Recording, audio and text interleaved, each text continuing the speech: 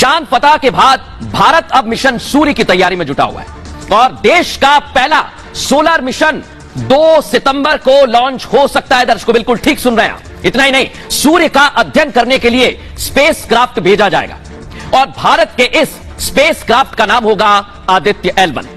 आपको यह भी जानकारी दे दें, आदित्य L1 बेंगलुरु के सैटेलाइट सेंटर में ही बनाया गया है। सतीश धवन स्पेस सेंटर श्रीहरिकोटा से इसे लॉन्च किया जाएगा। जैसा हमने आपको दिखाया, आदित्य L1 मिशन इसरो का सबसे कठिन मिशन है। अभी तक जितने भी मिशन हुए हैं उसमें सबसे कठिन है। पृथ्वी से सूर्य की दूरी करीब 15 करोड़ किलोमीटर है और आदित्य L1 15 लाख किलोमीटर की दूरी तय करेगा और फिर वहां से सूर्य के बारे में जानकारी जुटाएगा। इतना ही नहीं, पृथ्वी से चांद की दूरी से करीब 4 गुना सफर तय करना पड़ेगा। सोचिए आप, इसलिए कठिन कहा जा रहा है इसे। 15 लाख किलोमीटर की यात्रा 127 दिन में पूरी होगी और आदित्य L1 सूर्य और उसके मैग्नेटिक फील्ड की स्टडी करेगा, कैसे काम करता है, होता क्या है वहां पर। इतना ही नहीं, सूर्य की HD तस्वीरें भेजेगा, बहुत साफ तस्वीरें धरती पर भेजेगा।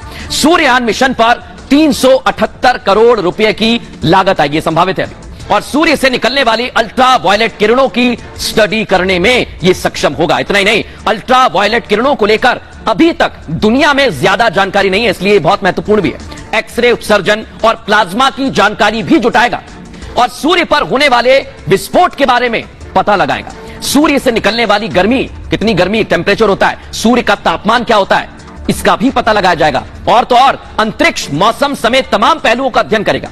यह कितना जरूरी है, इसे भी जरा ध्यान से समझिए। L1 मिशन के सैटेलाइट में 7 पेलोड जा रहे हैं। इनमें से 4 पेलोड लगातार सूर्य पर नजर गड़ाकर उसकी जानकारी जुटाएंगे और 3 पेलोड लैग्रेंज पर, एक पर कणों और अन्य क्षेत्रों का रिसर्च करेंगे। उसमें क्या महत्वपूर्ण है, सूर्य की हलचल और हरकत की हर निगरानी पर नजर रखी जाएगी। धरती पर इंसानों के लिए खतरनाक गैस और रेडिएशन की भी जांच की जाएगी और विस्फोट आदि से उठी ऊंची ऊंची लपटों की भी रिसर्च करने में यह सक्षम होगा। आदित्य L1 5 साल तक, दर्शकों, 5 साल तक सूर्य की जानकारी जुटाएगा। यानी बहुत सारे ऐसे तथ्य हैं जो अभी तक सामने नहीं आए हैं, लेकिन उनकी जानकारी जुटाने के लिए आदित्य L1 तैयार है और भारत भी तैयार है। अब इस पर एस सोमनाथ क्या कुछ कह रहे हैं वो आपको सुनवाते हैं। Aditya is a mission to Sun. It is getting ready and it is just ready for launch. First week of September it will be launched, and after that it will be launched. It will travel for many days to reach the L1 point. Gaganyaan is still in the work in progress, and we are doing a mission possibly by end of September or beginning of October for demonstrating the crew module and crew escape capability. Bharat तो तैयार है, लेकिन इसके पहले भी कई देश हैं जो सूर्य के बारे में जानकारी जुटाने के लिए पहुंचे हुए हैं, जिसमें अमेरिका है, आपको यह भी बता दें कि जर्मनी है और यूरोपियन स्पेस एजेंसी भी है। ये आप देख रहे हैं, तीनों के राष्ट्रीय अध्यक्ष हैं, हालांकि व्लादिमीर पुतिन भी हैं, रूस भी कई मर्तबा अंतरिक्ष की खोज में लगा रहता है। लेकिन आप सोचिए कि पूरी की पूरी दुनिया सोलर मिशन को लेकर बहुत सारे कार्य करती रही है, लेकिन अभी तक क्या क्या किया गया है, कैसे कैसे किया गया है, अब यह भी आपको समझना होगा और जानना होगा। आइए जरा आपको दिखाते हैं। तो ये आप देख रहे हैं प्रधानमंत्री नरेंद्र मोदी, उधर आप देख रहे हैं जो बाइडेन और जर्मन चांसलर मौजूद हैं। लेकिन कितनी मर्तबा गए हैं, कौन कौन से देश, वो समझिए जरा। भारत सूरज मिशन पर जाने वाला चौथा देश बनेगा। दुनिया के देशों ने अब तक 22 सोलर मिशन किए हैं, बहुत महत्वपूर्ण है। अमेरिका, जर्मनी और यूरोपीय स्पेस एजेंसी ने अपने अपने मिशन भेजे।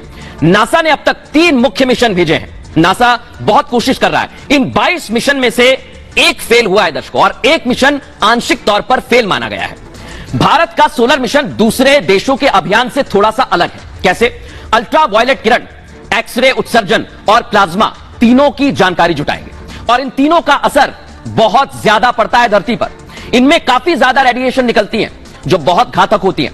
आदित्य L1 इन सब की जानकारी जुटाएगा। यह भी मानव जाति के लिए बहुत महत्वपूर्ण है, इसलिए कह रहे हैं कि हम लगा इसरो ने। जी हां दर्शकों, ये देख रहे हैं आप, यह है सूर्य और चंद्रमा के बाद अब सूर्य की तैयारी है। खोज के लिए इसरो तैयार है। ऐसा हम क्यों कह रहे हैं, अगली तस्वीर दिखाइए जरा। ये है वो यान आदित्य L1 जिसकी तैयारी में भारत लगा हुआ है। और चंद्रमा के रहस्य, दक्षिणी ध्रुव पर क्या है ये तो हम पता कर रहे हैं, लेकिन सूर्य कैसे काम करता है, वहां पर क्या है, अब इसका भी पता लगाने के लिए सूर्ययान तैयार हो गया है। लेकिन ये सूर्ययान कहां पर पहुंचेगा, कैसे पहुंचेगा, जरा पहले आपको वो समझाते हैं और क्या क्या करेगा ये भी बताएंगे। तो ये आप देख रहे हैं, ये पृथ्वी आपको नजर आ रही है और उसकी दूरी कितनी है सूर्य से, ये आप समझिए, इतनी दूर जाएगा। चांद फतह के बाद भारत का मिशन सूर्य तैयार है और सूर्य के अध्ययन के लिए स्पेस क्राफ्ट भेजने वाला चौथा देश बनेगा भारत। ये आप देख रहे हैं 15 करोड़ की दूरी है और जहां हमारा सूर्ययान जाएगा वो जाएगा 15 लाख किलोमीटर, इतने करीब पहुंचेगा भारत। लॉन्च के 4 महीने बाद ये लेग रेंज पॉइंट पर पहुंच जाएगा। 4 महीने का वक्त लगेगा, जितनी हम दूरी दिखा रहे हैं इतना समय तय करेगा। और लेग रेंज पॉइंट धरती और सूर्य के बीच एक जगह है। L1 पॉइंट सूर्य के ठीक सामने है। यह वो कक्षा है जहां पर सारे यान स्थापित होते हैं और आदित्य L1 भी वहीं पर जाकर स्थापित होगा। वहीं से सूर्य पर नजर बनाते हुए उसके चक्कर लगाएगा, घूमेगा।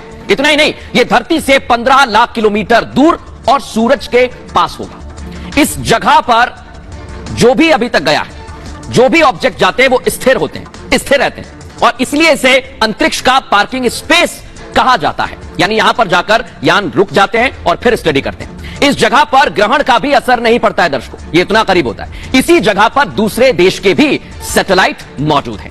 यानी सूर्ययान बिना रुकावट के स्टडी कर सकता है, कोई दिक्कत नहीं आएगी और सूर्य को यहां से बिल्कुल स्पष्ट देखा जा सकता है।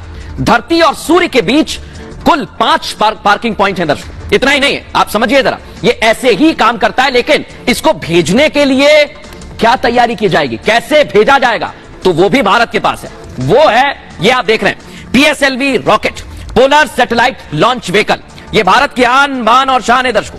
इतना ही नहीं, आप सोचिए कि भारत का मिशन सूर्य अब कैसे काम करेगा।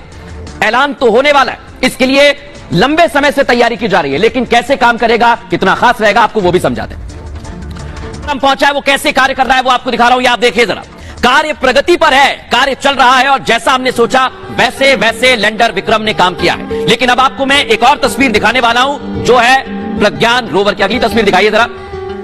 प्रज्ञान रोवर भी अब अपने पूरे काम में जुटा हुआ है। ऐसे ही चंद्रमा की सतह पर वो बाहर आया, ये आप देख रहे हैं, और यहां बाहर निकलकर वो लगातार चहलकदमी कर रहा है। इसलिए हम कह रहे हैं कि चंद्रमा पर मून वॉक तो जारी है, कई सारे ऐसे रहस्य हैं जिनके बारे में जानकारी जुटाई जा रही है। लेकिन चांद पर लैंडिंग के बाद प्रज्ञान रोवर कैसे काम कर रहा है, क्या क्या काम कर रहा है, आइए आपको जरा समझाते हैं, दिखाते हैं। ये चांद की सतह कुछ इसी तरह की। चंद्रयान 3 मिशन को लेकर इसरो का बड़ा बयान सामने आया है। क्या कहा है? चांद पर वैज्ञानिक परीक्षण जारी है, सभी पेलोड ठीक तरह से काम कर रहे हैं, यानी अभी तक कोई गड़बड़ी नहीं हुई। चंद्रयान 3 के 2 उद्देश्य पूरे हो चुके हैं और अभी भी वैज्ञानिक परीक्षण जारी है। इतना ही नहीं, चांद पर प्रज्ञान रोवर की नई तस्वीर भी सामने आई जो हमने आपको दिखाई है। चांद पर मून वॉक करता हुआ प्रज्ञान रोवर दिखाई दे रहा है और इसरो ने रोवर का वीडियो भी जारी किया है। वीडियो में रोवर शिव शक्ति पॉइंट के पास घूमता हुआ दिखाई दे रहा है। चांद पर क्या नया है, रोवर इसकी तलाश कर रहा है और वीडियो में धीरे धीरे आगे बढ़ता हुआ प्रज्ञान रोवर दिखाई देता है।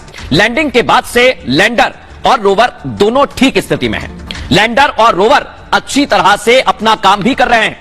कल तक चांद पर 8 मीटर रोवर चहलकदमी कर चुका है। इतना ही नहीं, चंद्रमा की सतह पर आधा किलोमीटर तक ये घूमता रहेगा और कई रहस्यमय चीजों से पर्दा उठाएगा।